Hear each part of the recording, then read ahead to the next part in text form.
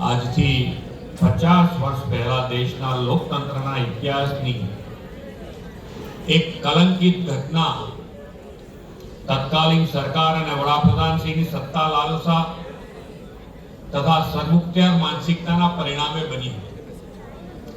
દેશના માર્ગદર્શક એવા આપણા સંવિધાનને ગળે ટૂંપો દેવાનો કલંકિત કાલખંડ કટોકટી લાગુ કરીને તેમણે કર્યો.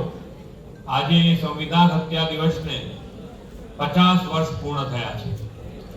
વિશ્વ નેતા અને યશસ્વી વડાપ્રધાન શ્રી નરેન્દ્રભાઈ મોદીના નેતૃત્વમાં વિશ્વમાં વિકસિત લોકશાહી રાષ્ટ્ર તરીકે પ્રસ્થાપિત થયેલા ભારતની આજની ને આવતીકાલની પેઢી આ સંવિધાન હત્યા દિવસથી પરિચિત થાય, ભવિષ્યમાં આવી કોઈ કલંકિત ઘટના દેશના લોકતંત્ર ઇતિહાસમાં ન બને તે માટેની લોક ચેતના જાગે તેવા હેતુથી આદરણીય વડાપ્રધાનશ્રીની પ્રેરણાથી આ સંવિધાન હત્યા દિવસ આપણે મનાવી રહ્યા છીએ.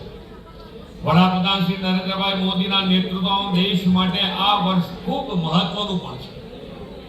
આ વર્ષે બંધારણ સ્વીકારના 75 વર્ષ, સરદાર સાહેબની જન્મ જયંતિના 150મું વર્ષ, ભગવાન બિરસા મુંડાની 150મી જન્મ જયંતિ, અટલ બિહારી વાજપેયીજીના 100મી જન્મ જયંતિ આ વર્ષે આપણે ઉજવી રહ્યા છીએ.